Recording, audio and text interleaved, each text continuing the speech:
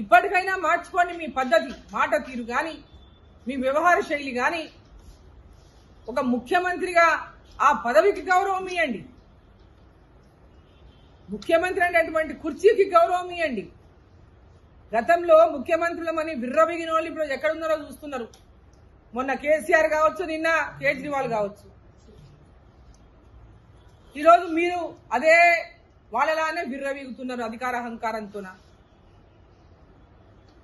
పూర్తి దేశంలో కాంగ్రెస్ పార్టీ తుడిచిపెడుతుందో కూడా మీకు అహంకారం తగ్గలేదు. మన ఢిల్లీ ప్రజలు మిమ్మల్ని సున్నా గాడిగా గుడ్డు ఇచ్చినా కూడా మీకు ఇంకా అహంకారం తగ్గలేదు. అధికార దర్పంతో ఇంకా విర్రవీగుతున్నారు.